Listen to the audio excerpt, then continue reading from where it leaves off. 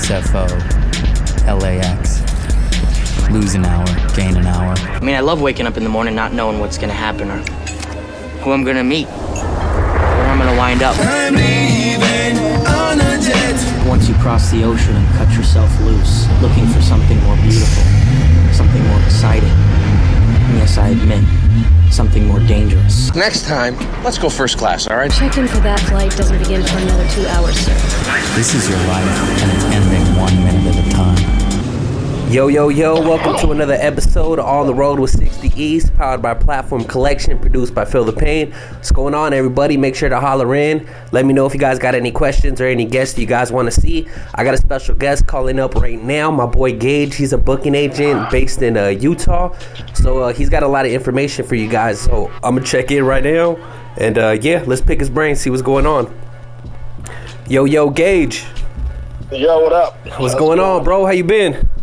I've been good, man. Just working and getting ready for the holidays. How you living? Yup, same thing, man. Just trying to get everything lined up, trying to get ready for next year, make some moves, you know? Exactly. It's shaping up to be a busy 2018. I'm looking forward to it. Yup. So, man, let's get right into it. Let the people know who you are. We'll go from there. All right, cool, man. Well, my name's Gage. I'm a booking agent, promoter. I live out in Salt Lake City, Utah. I run 12G Agency. I work with Apathy, self-titled, Bronze Nazareth, The Artifacts, handful of other people as well. That's really the basis of what I do. I just route tours and book shows. Yeah, man. So let's get into how you got into that. Like, where'd you start off? How'd you find your calling with the booking? So I used to work for a promotion agency out in Phoenix, Arizona called Universatile Music, and I started off on their street team, just kind of passing out flyers to get on the list for shows when I was like 18 years old, 17 years old, something like that. And eventually I just met a bunch of contacts in the industry and friends that were touring, and realized that they didn't have any agent or anything like that, and they were doing it all themselves. And it was really, I got into a big conversation with a good friend of mine named Ben Durazo, who, he was self-booking, 3 tours a year nationwide, 50 plus dates each time. And I was like, that's ridiculous. Like, you need somebody that's going to help you. And that's kind of how I jumped into it. And I just kind of went in head first and said, well, if I fail, I fail. If I don't, I don't. Yeah. So how's it been? It's been good. It's definitely got its ups and downs, so I'm not going to lie there. For me, it's not something I rely on 100%. I have a day job that I go to and I report to. It's the money just isn't correct quite yet to be able to stand on this as a full-time job. Yeah. Go ahead. It's slowly picking up.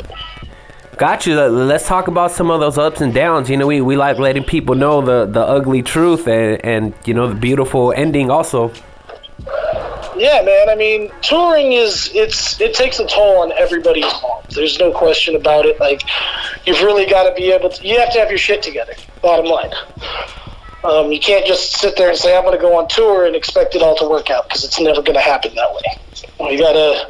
There's a lot of details that go into it. You want to make sure all your stones are in the right place before you decide to do it. The very first major tour I ever booked was Concept in J57 of the Brown Bag All Stars.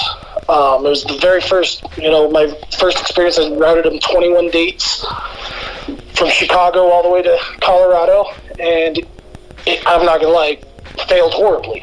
I had no idea what I was really doing, and it was a lesson that I learned, and it was a very tough lesson that I learned. Because I didn't have, my contracts had holes in it and had loopholes, and I wasn't expecting a lot of the venues. They didn't have sound systems. I didn't know to check that shit. And it was just overall, I mean, it opened my eyes up a lot to what really goes on when you're routing and booking tours. Like, there's a lot more to it than just saying I'm going to book a show. Oh yeah, man, I can imagine. I see you always on Facebook posting like, oh, banging your head against the wall or about to jump out the window or whatever, just because. Yeah, man, you know. it's a pain in the ass, but I mean, somebody's got to do it. All right, well, let's get right into it, man. Like, how do you go about booking a tour from start to finish? Like, where do you start? You know, what's the middle ground? What's the next move, and then how do you end it? Like, really, so the way I start is obviously I want to make sure that the people that I'm putting on tour, it's going to be worth their time. Is it going to be worth the money that they spend to go on tour? Because regardless, contrary to popular belief, like, artists go on tour and they're still spending money. There's still expenses that they have to cover, off days, all this stuff. And, I want to make sure that they're going to be playing in the right size venues. I want to make sure that they're going to be playing in the right markets, it's easy to look at something like, it's easy to look at Google Maps and be like, okay, I'm going to have them go from here to here. That's simple. Where it comes down to it and it gets complicated is like, okay, well, I need these guys in this market on this date because that's when they're going to get the most out of that show. Yeah. And a lot of promoters, unfortunately, a lot of promoters they only want like prime nights, and unfortunately, you can't give every promoter Friday and Saturday or Thursday, Friday and Saturday. It's just never going to work out that way. So you gotta route it correctly to where the stronger markets are going to get those nights, and then the weaker markets, where the money's not going to be great, you can afford to take less money and play a smaller venue or a smaller size crowd. Yep. But then again, there's artists that I work with that, they're like, okay, well, we know we're going to draw 200 people. It doesn't matter which date or which day of the week in certain markets. And they're like, okay, then we want to build up markets we want to build up a market on a Friday and Saturday and prove that we can bring these numbers. So, I mean, there's a lot of variables that go into what you have to do when routing a tour and making sure the correct artist is going to the correct city. And it's just on average, I would probably say to do a 30-city tour, I'd probably spend 10 hours a day, 7 days a week routing it. Wow. And making sure everything's together correctly. Wow. How do you go about like looking into the fan base of a certain artist so you guys know what to expect draw-wise? Like, do you go dig into like Facebook analytics and all the numbers, there's number a crunching? lot of things you can use. You can use like Facebook analytics. You can use Google Trends. You can use, Polestar is something. I mean, Polestar really isn't the most accurate and dependable site to use, but it'll give you a decent idea of majority of artists that you're working with. What they're expected to bring over. What it does is it gives you 36 months of history for a certain artist, and it gives you averages on what their ticket sales are per show over a 36-month time frame. So, I mean, there's a few things you do, and then obviously, social media is so big these days that, a lot of people depend on it. If you put out there the tour, or if you have an artist put out there that they're going on tour, you ask them what cities they're going to go to. You're going to look at what cities most people are commenting on and seeing where they want to be seen at. Yep, no doubt. Do you have any websites or go-to apps that help you with booking or helping stay organized? I really, I use, as far as organization goes, I kind of just have my own spreadsheets that I go to. As far as websites that I use, I rely, to go direct contact to venues, I use Indie on the Move quite a bit. And Indie on the Move is a database similar to Polestar, just doesn't give you like the ticket sales and everything like that, but it's a database that has every venue listed in every city pretty much across America. It has their booking information attached to it. So it really helps if you're stuck you're stuck trying to book somewhere like Amarillo, Texas. Like, okay, well, I don't have an actual buyer there. Let me see what venues they have available, and it'll usually give you their contact information. Nice. So after you examine the artist and you get a rough estimate of what size venues to get and their fan base draw wise and all that, so the next thing you would do is start reaching out to venues and see who's interested? Yeah, what I'll do is I'll do email blasts and send out like a EPK of sorts, which is an electronic press kit for people that aren't familiar. It's just basically a quick bio, the promotional flyer for the tour, some music links, and some article links, and then the target dates that we have available for that specific region. How simple do you like your press kit? Because I think there's actually something I seen you post about also, that like artists, this bullshit that they be trying to send you. Yeah, I mean, press kit shouldn't be. I mean, yeah, there's press kits out there that are really in depth that I've seen, and then there's some that are just real simple and straight to the point. I prefer dealing with the ones that are just straight to the point. Like, give me the facts. Like, give me your social media links. Give me your, links to your music via SoundCloud or Bandcamp, whatever, and give me, some articles in a bio and some promotional images. That's really all I feel that it should be in a press kit. I've heard stories of, people having, 25, 30-page press kits. I'm like, that's a bit extreme. And as a promoter myself, because I also promote shows here in Salt Lake City, if somebody sent me a 35-page, 40-page press kit, I would ignore the shit out of that. I'm sorry, but that's just annoying. Oh yeah, dude, I used to work at a label, and we used to get like the most extreme fucking press kits for like, these people with multi-million-dollar budgets. The shit would be a binder just full of fucking articles and all kinds of numbers and shit. Yeah, that shit's not necessary. We have the fucking internet. We can search it up. Exactly. Come on now, let's be real. This isn't fucking 1970 anymore. All right, so after you reach out to the venues and get an idea of, where they want the artist, what's the next step? Then, usually it goes, okay, so, we agree on a time frame and a date, and then the negotiation process starts. We talk about, okay, this is what my artists want. This is what our expected draw is in this specific city. And, then 95, 98% of the time, the promoter counter-offers what we want. And so it's just a negotiation process there.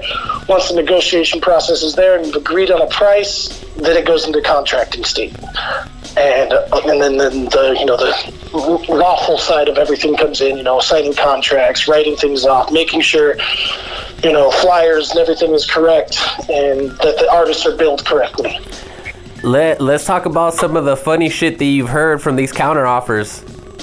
Oh man, I've seen some disrespectful shit, I swear to God. Oh yeah, I know, man. Like my DJ in Europe, he's actually my booking agent. He does a lot of booking out there. Shout out to Ali. And when we'd be on tour and he'd be getting all these booking emails, and he'd start fucking, like, he would start reading them out loud, and he's like, man, fuck this guy's manager. I'm about to tell him that this artist, I'm not going to say any artist's name, but he's like, man, this artist is old as shit.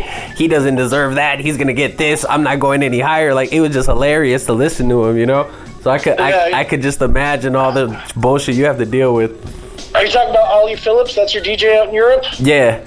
Oh, Ollie's a good man. I did a show with him in the Netherlands with Artifacts back in April. Yep. Yeah, that's my guy. Ollie's a good dude. Yep. I mean, I've gotten some real disrespectful stuff. Like I said, I'm not going to name any artists or promoters and put them on blast like that because it's a small world that I work in. Yeah. But I mean, I've had offers come in for some legendary artists at we'll give you a 50% door split. Like, come on.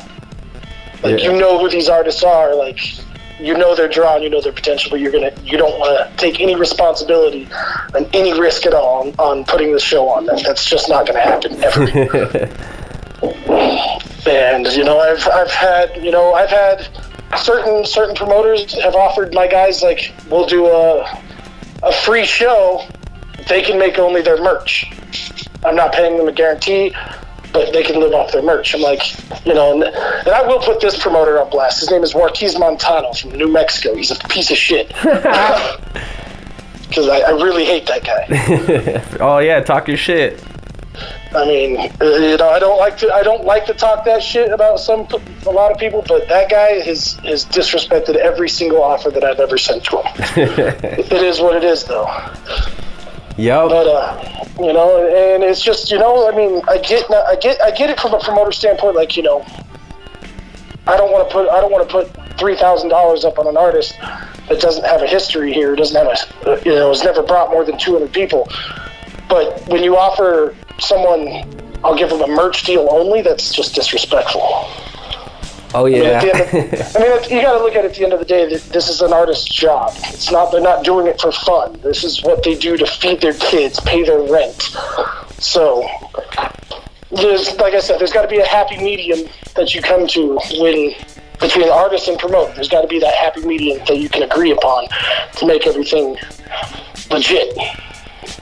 Yeah, man, I agree. I've had to deal with some shit too, man, because I also throw shows too. So I just have to, I hear it from everybody, whether you're dealing with the artist or the manager, or the promoter, the owner, the venue, whoever it may be, Yeah. It's just, but at the same time, like some of these artists, man, they have unrealistic visions of what they should get paid. Yeah, exactly. They really do, and.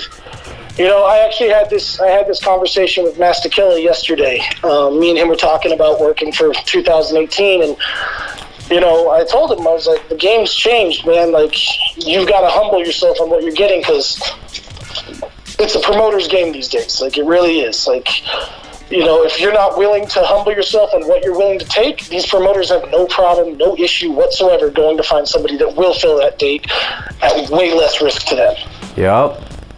It's just, and obviously there's a plethora of rappers out in the world these days that it's not hard to fill dates. It's not hard at all.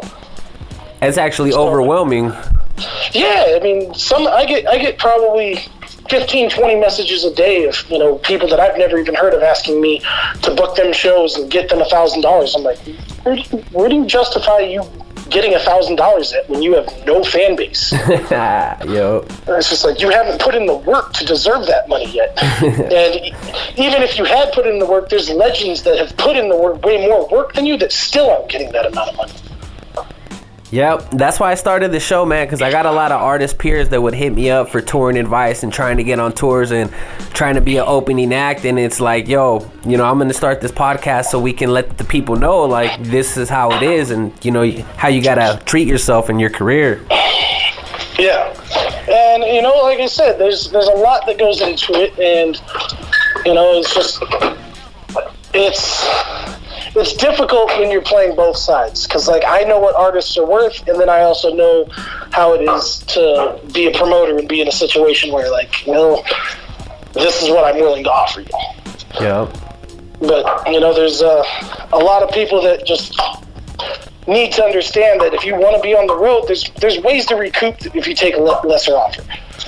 There really is. Like, you can, if someone, that post I made today, if you take if someone offers you, if you're asking for $1,500 and someone offers you $800, take the $800, throw a back end deal on it, or sell extra merch or book 3 extra shows to recoup that loss of funds. It's not rocket science.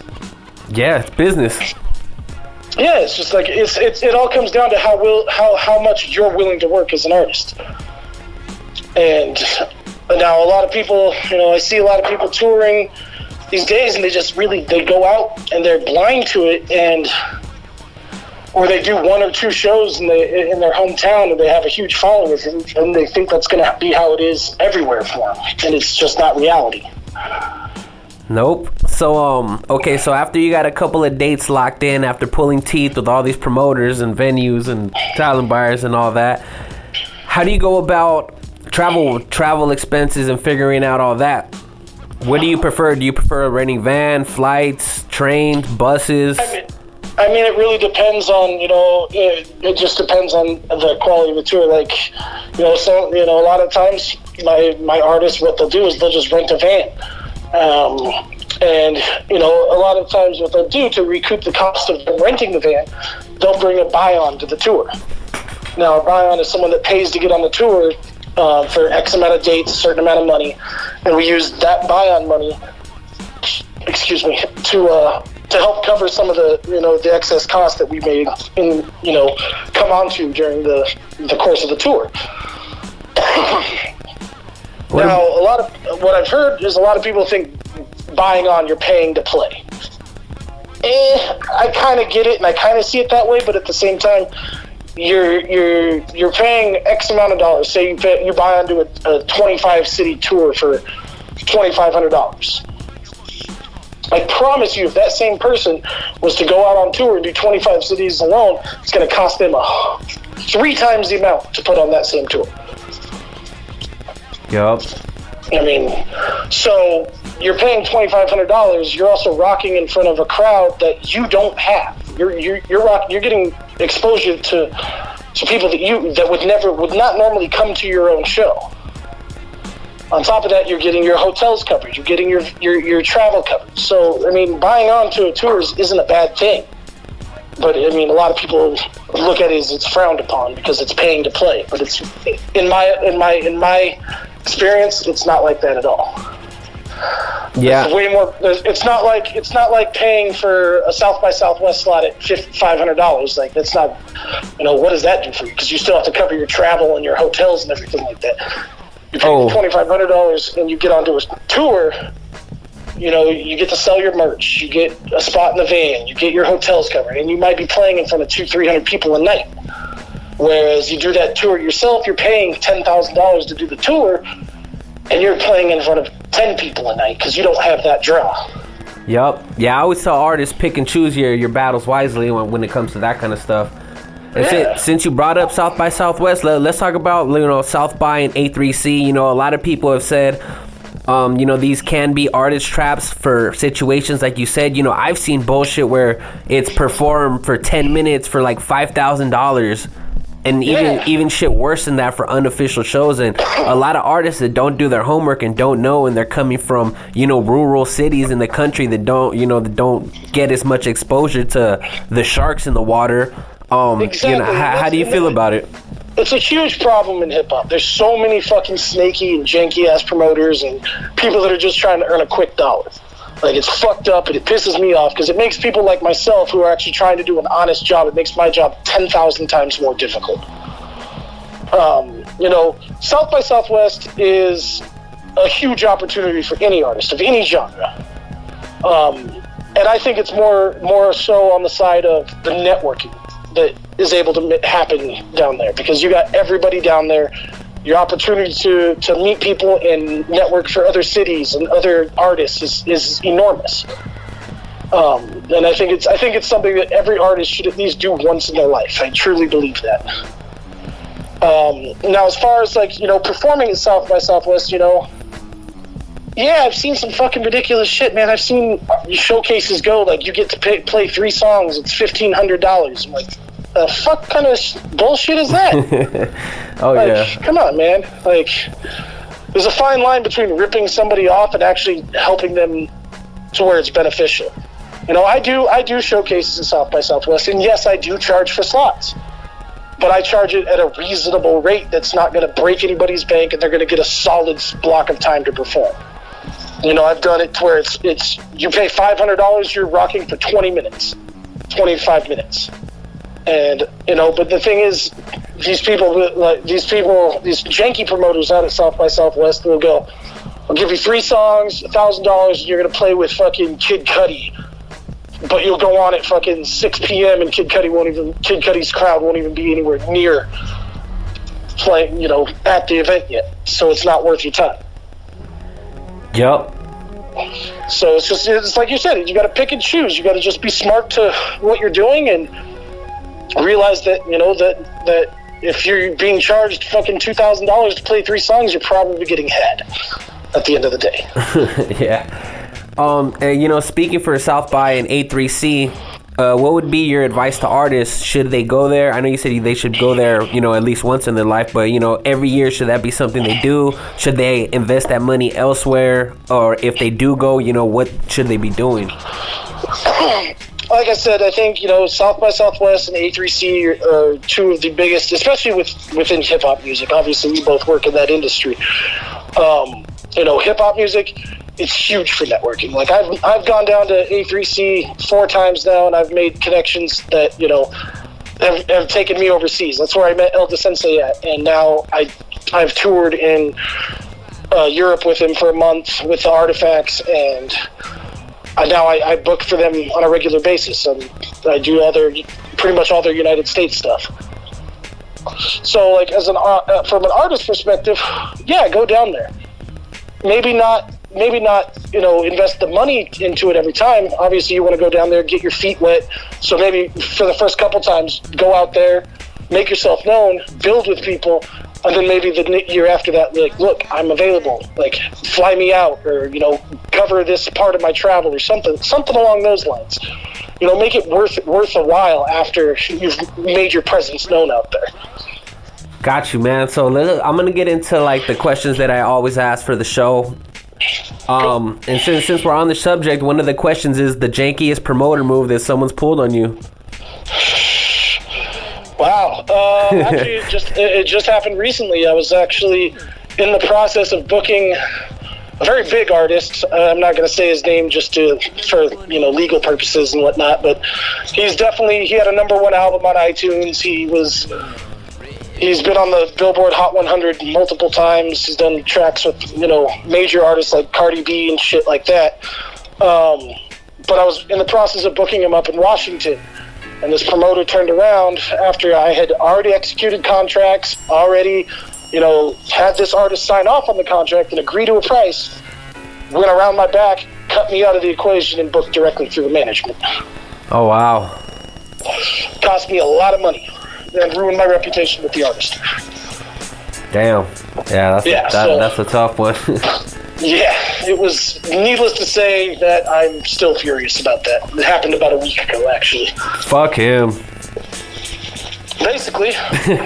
All right, man. So, what are 3 things that you have to have with you on tour?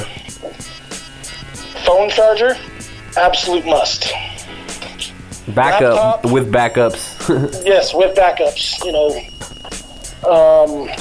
Because I've lost multiple phone chargers on tour. I'm the worst at that type of shit. Toothbrush. That's just a pet peeve of mine. Like, I have to brush my teeth. I don't know why. It's just hygiene shit. And then clean socks. Every time. Oh, yeah. Every time. And it's not for you inconsiderate bastards. It's for the people that are with you. It's not how clean you feel, motherfucker. Exactly. We gotta smell your ass too, man. Yeah, you're trapped in a van for fucking 30 days with 6 other dudes. It's gonna start getting real fucking stanky. Oh yeah, I ain't gonna say no names, but some of the people that I've toured with, y'all motherfuckers need to up your sock game. For real. All right, so if you have an off day, go do laundry real quick, straight up. Oh yeah, for sure, man. Fucking all right, so what was your best city and your worst city?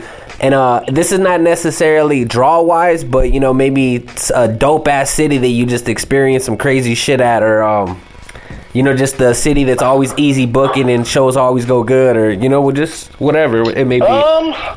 Surprisingly, I think one of my favorite cities and the best cities I've ever done a show in is Bozeman, Montana. Oh wow, speak on it. Yeah, so Montana is kind of one of those states that often gets forgotten because it's way the fuck up in the middle of nowhere. It's above Idaho and next to North Dakota, and people don't realize that there's people that live up there. But I've done shows. I just actually booked Mr. Liff and Acrobatic up there with Zion I at a venue called the Cat's Paw, and that show sold out. Oh wow, 300 people. And my artist came back to me and said that was one of the best shows I've ever done in my 20-year career. Wow. And they turn out, they come out, because nobody goes up there. They get neglected all the time. So when artists do go up there that have a reputation, it does very well. Yeah, man, I've noticed that too. When you find these little pockets that nobody really goes to, and you go there, they show out, and they're hyped about it because people don't really go there. I found a lot of those in Europe. Yeah, there's some real gems out in Europe.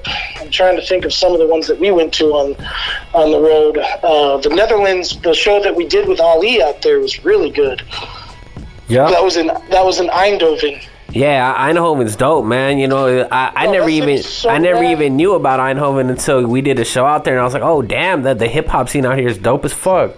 Yeah, that little strip of stores and bars that they have out there, that place was so rad. I love that place. Oh, dude, this last tour that I just did, it was like carnival or festival season out there. That whole fucking, dude, the whole city was shut down, and that whole strip was fucking packed, bro. There was like a couple fucking 100,000 people on that one street, dude. Yeah, man, that city, they turn up for good hip-hop, that's for damn sure. Yeah, it was dope. So what was your worst city? The worst city I've ever done, as much as I hate to say it, Salt Lake City is not very great. Oh wow, really? Yeah, it's. I love this city with all my heart. Don't get me wrong, but it's like pulling teeth to get people to come out to shows out here. I've done some major events here. Like I did the Alcoholics on Cinco de Mayo, and 35 people showed up. Oh wow. I did a show with Pharoah Monch, Rascast, and El Gant, and it was a decent show, but that kind of show, you do that kind of show in LA, you're going to get 300 people. There was maybe 150 here. Damn. So Salt Lake City is not the greatest city in the world, but I mean, there's a huge difference. Like, I'm the only person that brings like independent hip hop here. Like, I'm the only person that does it. I'm a one-man team out here. I don't have any street team. I do everything out of my own pocket. It is very cliquey, but I mean, a lot of places, everybody says their scene sucks. At the end of the day, everybody does.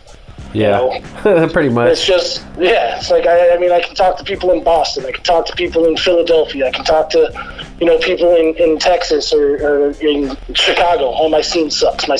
But, it's how much work you're willing to put in for that scene to make it not suck at the end of the day. And I mean, I've done what I can here, and it just doesn't, over the 4 years that I've been here now, and it just doesn't seem to be picking up at all.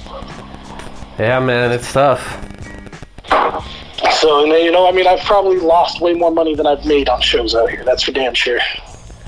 Yup. Yeah, that's one of the gems that my guy dropped on me early in the promoting game was if you're not losing money at the end of the year, that's a win. And it kind of, exactly. That was just kind of the perspective that I had coming into this, because he was like, if you're throwing a lot of events a year, and if you don't lose too much money, then it was worth it. You know what I mean? Because you got to experience a lot. You got to have those good times. You got to build off of all those relationships, and you got to build a good name and all that. Yeah, and the way I look at it, it's like, what? I have a day job, so, I'm okay. I do this shit because if I didn't do it, nobody would. Yep. And I wouldn't get to see any good music. I'd be stuck seeing Tech 9 3 fucking times a year, and fucking Ritz another every 3 times a year. The whole Strange camp. Yeah, some bullshit that I get sick of seeing after a while, But I mean, I step up and I bring my artists. Obviously, I pay them what I feel they're worth in this market, which obviously sometimes it isn't a whole lot, or it is. But like, I just do it. I do it because at the end of the day, it's not about making money for me. It's more of, I would rather see my friends succeed and see them make some fans and make sure their career. Because at the end of the day, like I said, I have a day job. What they're doing is their job. This is how they live. This is how they survive. So if I can give them some money in their pocket, and I get to watch my friends perform, and they make 5-6 new fans and sell some merch to the internet, that's all worth it to me. That's dope, man. So let's talk about your best show and your worst show. Best show I've done, surprisingly, here in Salt Lake City, it was 2 years ago now, almost 2 years ago now. But the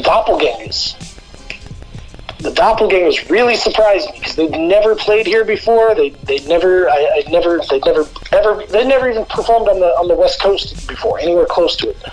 These guys came through. I did it at a little small intimate venue. Packed it out, 245 people. I was just like, holy shit. I couldn't believe it. I was mind blown. And it was a great show. As far as worst show goes, it's a tough one. There's been some difficult ones that I've done. Let me think here for a second.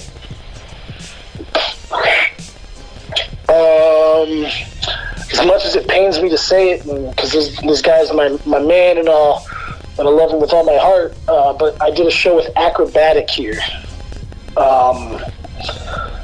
And I think 5 people showed up. Damn. Yeah, and it wasn't the fact that Acrobatic didn't have fans here, because he definitely does. It's the simple fact that there was so much competition going on at the same night. Like, there was a lot of competition. There was a bunch of other events going on, and like I said, I'm a one-person team out here. I don't get to, I don't have a street team behind me, so like I can only do so much while still working a day job. And I did what I could at the end of the day, but I've brought act back multiple times since then, and the draws have increased each time. I did him and Mr. Liff with Zion I here about 2 months ago, and there was 200 people in the building. Yeah, that's cool, man. So like I said, at the end of the day, it's not about the money for me. I give a shit about the money. I'd rather see my friends succeed and sell some merch and make a few bucks and get paid to do what they do, what their job is. For sure, Dan. So what are three must-knows before hitting the road? 3 must-knows before hitting the road. Always expect the unexpected, flat out. Like, nothing's ever going to go smoothly. Like, there will always be problems. And it's unavoidable. And it's not because the tour was booked or unorganized. It might be the promoter that, fucks up. It might be your tour van breaks down. There's so much shit that could go wrong. Just be prepared for something to happen. Straight up. Yep. You catch traffic. Flight gets canceled. Exactly. Flight gets canceled. You catch traffic. Something breaks down. You forget to calculate in that you're traveling across a border where the time zone switches. Some shit always happens along those lines. Second would probably be must-knows before hitting the road. Just understand that there's expenses that you're going to have to cover, regardless if you're getting paid or not. Just make sure that you're prepared, that you have money of your own to cover those expenses, whether it's food, whether it's you have an emergency, you have to go to the doctor, hospital, something along those lines. Just make sure you're financially able to go on the road. Yup. And that would all with that I would say too, like, make sure your ass is covered when you get home. Make sure all your bills are paid. All that shit is taken care of before you even take off. Exactly. Make sure you've paid your bills for the next month and a half, 2 months. That way you don't have to come home to any surprises, or you haven't been at work for a month and you don't have any money coming in to justify paying a bill or something. You're paying your rent. Like, make sure it's taken care of. And finally, I would say must have is just being organized. Make sure you're fucking organized. Know when your sound checks are, know when you need to be on the road, know how long it's going to take you per drive, and calculate all your shit, like stops, calculate 15, 20 minutes here for a rest stop. Calculate fucking 30 minutes to stop and eat. And add that to the driving distance that it's going to take you to get to each city. Those are really the 3 major things that I would say need to be paid attention to before hitting the road. Cool, man. Going off of the first thing that you said, the next segment is best situation and worst situation. Best situation. I've heard some crazy stories, man. We haven't got into the tour story segment yet, but what's one of the best situations that you found yourself in? Best situation was even cool experiences, whatever. Yeah, I think one of the better situations that I found myself in was like when I was out in Europe. Like, I was out there with my friend Landon Wordswell, and we had to cover our own hotels and all that shit the entire time because we were out there just as the buy onto the tour. And that's we didn't buy onto the tour, but they said, "Yo, come with us, but you guys just have to come. You have to come out of pocket to pay for everything."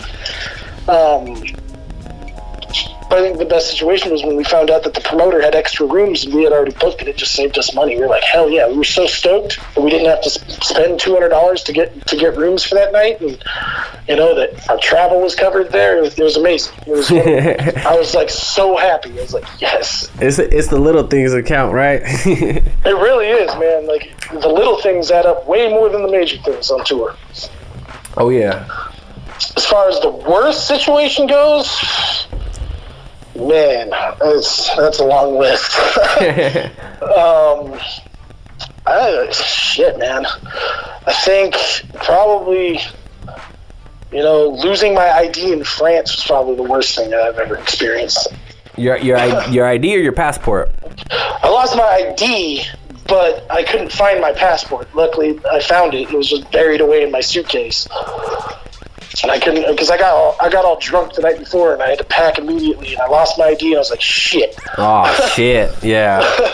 And I couldn't find my passport, and I couldn't find my ID, and I left my ID in France, and I was like, oh, great, I'm never leaving Germany. This sucks. Yeah, that's crazy, dude. My worst one, man, we were in the middle of fucking Poland.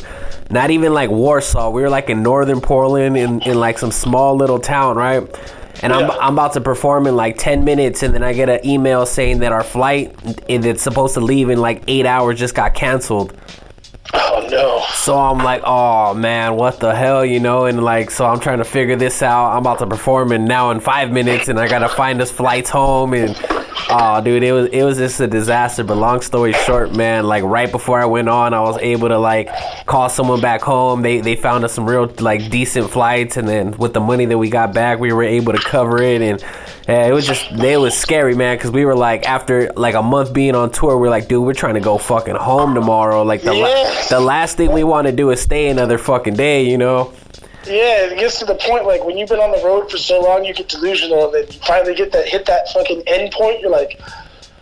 Yeah, no, there's nothing stopping me from going home tomorrow. It's 8 hours away. Yeah, exactly. Most comfortable thing you've ever slept in your entire life. Yeah. So, okay. Something like that just ruins your day. Oh, yeah, man. And then, like, luckily, like... Even being an artist, like having to deal with that and then get on stage like 2 minutes later, like I was like so stressed out, but like luckily it was like so relieving. I still did my thing, you know? Yeah. So we're going to get into the infamous segment of the show, the tour story segment. Careers have been made and broken on this segment of the show.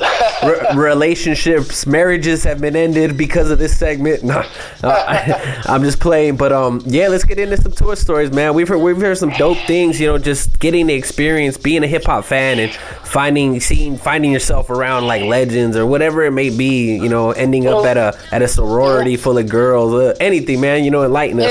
Yeah, luckily, like I've only been on 2 tours, like as tour manager in my life, so I don't have a whole lot of crazy tour stories, but I've got people that have told me.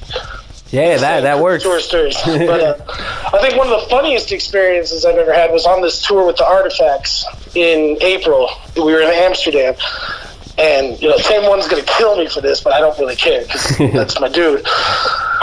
It was just DJ Chaos. He was just DJing at this bar in Amsterdam called Cafe Duval. And we're there maybe 15 minutes, and I'm sitting on the stairs, like inside the venue, smoking a cigarette. The next thing I know, Tame is projectile vomiting over my shoulder. What? In the middle of this club, just projectile vomited over my shoulder. I look back at him, and he looks at me. He goes, "The beer went down the wrong throat, or side of my throat. I'm sorry." And there's just a pile of vomit like 2 inches from my foot. I'm like, "You're a fucking asshole." Like, oh wow. But it was hilarious. It was the funniest thing. And Elvis Simpson looks at me. He's like, "Dude, it happens all the time." I'm like, "What the fuck? Like, how do you just throw up all the time? Come on, get your life together." Oh, dude, Amsterdam's one of those cities where shit goes down too. Oh yeah, absolutely. But it was at the end of, you know, like literally 5 minutes later, me and Tame were taking shots at the bar, laughing about it because it was hilarious. That's a good one. I've had, I think one of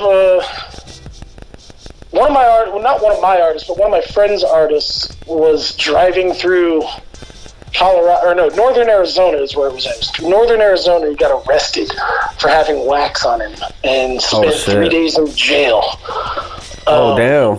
In Northern Arizona, because that was before, like, medicinal and all this was like 6 years ago, before weed had, you know, developed into what it is today and being legal and socially accepted and all that shit. It was really when, you know, dabbing had started. And yeah, they got pulled over for literally crossing over a line to make a left-hand turn. Can you hear that? Yeah. Okay, hold on. I'll just mute it. Okay. Yeah, he got arrested and spent 3 days in jail. I had to go bail him out in upstate Arizona. It was a pain in the ass. Man, yeah, that's a topic that always comes up. You know, fucking rappers always like having their weed on them. And like when you're in these other cities and states that aren't weed friendly, you know, shit can get fucking crazy real quick. Yeah, exactly. And you know, Arizona's fucking terrible at that shit. They hate that shit. Yeah. Arizona's strict, so just word of advice: don't bring weed into Arizona. Just be prepared to toss it if you have to. Yeah, be on your toes. I think another story, this isn't really a tour story, but it's when I was at South by Southwest. So we were trying to find, what was that? Do you remember what that house was called that they used to do that big-ass party at every year? It was like that big-ass mansion party that was sponsored. They had like a stage in the living room, and people like fucking Action Bronson would show up and rap in the living room and shit like that. Yeah, I know what you're talking about. I don't remember what it's called, though. I forget what it's fucking called, but so me and my friend GM were trying to find that one night. And we met this kid that said, he's like, I know where it's at, I'll take you guys to it. So we're like, all right, cool. We get in this cab, you know, I pay for the cab to go out there, and we get dropped off in this neighborhood. He's like, it's right up the street. So we walk like 10 minutes up the street, there's nothing there. I'm like, dude, where the fuck are you taking us? Like, and he's like, I swear it's right here. And I was like, dude, we're just gonna walk back to the fucking fuck you, man, we're leaving. So we walk back towards the freeway, and we're sitting at the corner of the freeway. This kid runs up to us. He's like, yo, it's right around the corner. Come on, trust me. We're like, no, man. You're like, it's 4 in the fucking morning. We're in the middle of Austin, Texas. We've never been here before. This is my first year. This is my first year at South by Southwest. I was like, I've never fucking been here before. Like, I'm going back to my fucking, I'm leaving. Fuck you. And literally 2 seconds later, fucking cops roll up on us. So we're like, oh, fuck. Oh, man. And these cops are like, they get out, they question us. They're like, so there's been a lot of burglaries in this house, and it looks kind of suspicious that there's two big dudes in hoodies and a smaller guy in a hoodie walking around this neighborhood at night. We're like, I promise you, we're not out here to rob anybody. We're just sitting here trying to find this house party for South by Southwest. That's all we were trying to do. They ran our names and everything like this. Come to find out, this kid that showed us where this thing at was literally a kid. He was 14 years old. Oh, shit. And he had ran away from his parents' house. We're like, oh, fuck, this really gets bad. Oh, man. And so at that point, we're like, yo, we didn't know this. He just told us that we would be able to find this place, and we were just fine. That's all we were doing. There's nothing bad going on. We got cleared. They arrested the kid, and they're like, yo, we'll just, how about this? We'll give you a ride back into Austin. Because we were probably about 15 miles from downtown Austin at this point. Damn. Which, you've been to Texas, so you know that, like, that's kind of far. Yeah, that's a minute. Yeah, so we're like, all right, cool. So he drops us off back downtown. It's like 7 in the morning. Oh, and I had my showcase started at noon that day. Oh, shit. Like, fuck. And at that point in time, like, I didn't come down there. I wasn't prepared at all. Like, I didn't have a hotel booked or anything. I was staying with a friend, and my phone was dead, so I couldn't call my friend to go sleep at the house or anything like that. And I couldn't remember his address to save my life. I fucking went and slept on the corner inside of a Starbucks on the corner of Congress and 6th Street for fucking 4 hours. Oh, fuck. Yeah. I ordered a coffee, tried to stay awake, and I passed out, like, just face on the table, just sleeping inside of a Starbucks. I wake up like 11:30, half hour till my fucking event starts. Look behind me, and there's a table of cops just staring at me. And I was like, oh shit, I gotta get out of here. Damn, dude, that's a rough one. That was probably the craziest thing that's happened to me while I've been like out on doing music shit. Dude, yeah, South by, you gotta be on your shit, because it's easy to get fucking drunk because everyone's handing out free alcohol and stuff like that. Yeah. I remember I learned my lesson that first year. Like, never again. I'm dedicating 1 day to drinking, and the rest of the time I'm just chilling. Yeah, that's pretty much how I did it too. Like, I usually do St. Patty's Day. Yeah. I'm out there. Like, I'll go out there and chill, but like, I'm not gonna be belligerent the entire time. Cause like, I'm not trying to go to jail in fucking Texas. Yeah, dude. I mean, even like small shit could happen. I remember being out there and I dropped my phone and cracked my screen, and I couldn't find anywhere to fix my screen, and I'm in the middle of all the mayhem, And I'm like, dude, how the fuck am I gonna get back to my hotel? Because I need to get an Uber to fucking get to my room and stuff, you know? So then, like, having to deal with all that, then how am I to finding somewhere to fix my phone, and then being able to call people, and dude, that shit was fucking, yeah. No, yeah, the first year I went out there, they didn't even have Uber out there yet, so, like, I was really fucked. Oh, shit, yeah. Yeah, I was just like, God damn it, man. Like, there's paying for cabs. That's the worst thing about South by, is they rape you on, like, cabs and fares and shit like that out there. Oh, yeah. I think there was one year I spent like $700 in taxi fares. No way, really? Yeah, because I was staying all the way up off of the freeway, like probably like 8 miles from downtown Austin. And there was the year I had like Diabolic and Rusty Chucks out there. So I had to keep on shuttling them back and forth to the hotel, to the venue, and back. It was a nightmare. Damn, dude, that's crazy. But it was a cool show. That show was fucking hilarious also because Diabolic was on stage that night, and right as he starts the song where the intro is like says something about fuck the police, right as he started, 3 police officers walk into the venue. Oh, wow. And he just goes off. He didn't even he stopped the song and just started talking shit to these cops. And these cops were looking at him like, keep it up, and we'll fucking arrest you right now.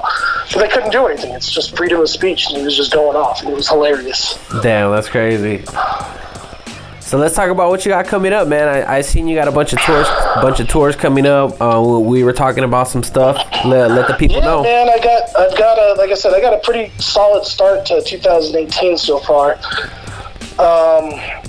Right now, I'm really focusing on this Apathy and Self-Titled tour that starts at the end of February, goes through until about the end of March.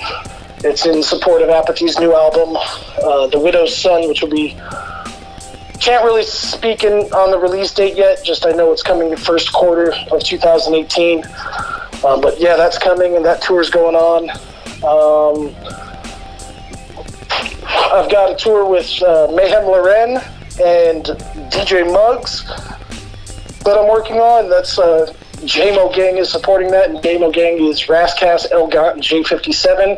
Dope. It's their new group. They got a new their EP drops in I think February, something like that. So we're doing that. I've got a tour with Elzai and NBS and my dude JB I'm working on. Dope. And then other than that, I'm gearing up for South by Southwest, which is fucking coming up quickly, and it caught me off guard, so I'm trying to fucking panic and put all that shit together. And yeah, then, what you got going on at South by? Really, I'm just trying to do I applied to do an official event, and waiting to hear back from them. They said I'll hear back from them by December 15th, so if that got accepted or not. So I'm waiting to hear back from that. Other than that, I'm doing showcases. I'm bringing Elda Sensei and Sadat X out, their new group called XL. They have a new album out, which is gonna be out, just really good. And then I'm gonna have, probably J-Mo Gang on that, and Killer Priest and Bronze Nazareth as well. Dope. And then April is the big one for me. I'm looking forward to it. I'm going to Australia on tour for the first time. Oh man, speak on it. I can't really give 100% of the details on it because it's not 100%. I mean, the dates are all locked in. It's just the artist, the headlining artist isn't 100% confirmed yet. Got you. But it'll be with Snow Goons and Sean Strange. Dope. That I do know. That's dope, man. We'll be doing 6 to 7 shows in April. And yeah, it's gonna be a good time. I've been trying to get out to Australia forever, and I finally made it happen. So I'd imagine Snow Goon's got a big fan base out there also. Yeah, actually, them and Sean Strange. Sean Strange is a huge following. He's got people that have like his entire album artwork covered on their sleeves and their head and shit like that. It's fucking crazy. Oh wow, I didn't know about that. I'm not too familiar with him, but I'll do my research. Yeah, Sean's a good dude, man. Like, check him out. He was on Necro's label a long time ago. He used to be on Psychological Records. Okay. And he parted ways with Necro, and now he does his own thing. He runs his own label. He's been working with the Snow Goons for quite some time. So yeah, I'll be out there with him and his fiance Salome, who is, in my opinion, one of the most talented up-and-coming singers in music right now. She's amazing. She just dropped her new EP called Colors of My Mind. So search Salome, Salome. That album, Colors of My Mind, and check it out if you have the chance. That's dope. Yeah, I got put onto the Snow Goons last year. I performed at a hip hop camp with them. And they just had a fucking huge ass following there, man. Oh yeah, I mean they're from Germany, man. They have that. They have that following already. It's crazy. Yeah. I started doing my research on them, and I was like, damn, these dudes are popping everywhere. Yeah, they got their new tour. Their next tour actually kicks off on Saturday. They're doing a tour with PMD of EPMD, Sean Strange, Snow Goons, Salome, and my dude Juice Mega from Albany, New York. Damn. That tour kicks off in Bordeaux, France on Saturday. Dope. So it's gonna be a good one. You know, I'm looking forward to it. It's my friend Juice Mega's first time out in Europe too, so that's dope. He's in for a special treat. Cool, man. So let's say I'm a 13-year-old kid, man. I'm a up and coming rapper, and I walk up to you and I'm like, hey Gage, I want you to represent me, or I'm looking to get a booking agent. What would be your pieces of advice for him? I would say pay your dues. You got a long ways to go. That's quite honestly. I'm very blunt with people that approach me. You know, like if you don't have a following, if you don't have, you know, if it's going to cost me money, if I'm going to spend money on booking your tour, I'm sorry, I'm not going to do it. Yep, simple as that. This is a job for me. It's not something I do as favors to people. So, like, just have your shit together, you know. And that's really it. Like, and it might sound inconsiderate, it might sound like a dick, but at the end of the day, that's how real it is. Yeah, it's what it is, man. So let the people know where they can find you and all that. You can find me on Facebook. Just search Gage Luce, GageLuce. You can find me on Instagram at Gel Hates You, GEL Hates You. Same with Twitter.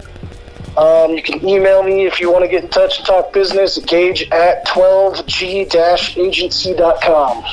Hey, all you rappers listening, spam this guy with your links to your Reverb Nation. Get the fuck out of here. I'm just playing, man. Thank you for coming on the show, man. I appreciate it. Looking forward to working with you this year, man. Let's make some things happen. I got to call Sky Zoo still, too. I forgot about, it's been hectic, so. Yeah. I mean, let's make that happen. For sure. All right, man. Thanks for having me on. All right, brother. Peace. Peace. All right, guys, that was another episode of On the Road to 60 East. I hope you guys got a lot of information from the homie Gage. I don't know if this is going to be my last podcast of the year, but if it is, just wanted to let you guys know, thank you for rocking me. Thank you for sticking around and listening to all the shows. I'm going to be dropping a lot more episodes next year. I finally figured all this stuff out, so I'm not going to be waiting on nobody. No more excuses. I'm going to make sure to give you guys a lot more episodes. But yeah, like I said, if you guys got any questions, any guests, any things that you want me to talk about that I haven't talked about, let me know. Hit me up on Instagram at 60East, Twitter at 60East909. Hit up my Facebook /60East. And just let me know, man. Hit me up. I'm willing to do whatever, just willing to ask whatever you guys want to know. And yeah, hope you guys have a good Christmas, Happy New Year and all that. Make sure to check out all the other shows on the network, platformcollection.com. Much love to the homie Feel the Pain. Yeah, we checking out 60 East, 60east.net. Stay up to date. Oh yeah, I'm dropping a new music video. I don't know when this is coming out, but go hit my YouTube /60east. I'm gonna drop a new music video for my song Top 10. And yeah, that's basically how I'm gonna end the year. So yeah, I'm gonna catch up with y'all. All right, On the Road with 60 East, checking out. Make some shit happen. Peace.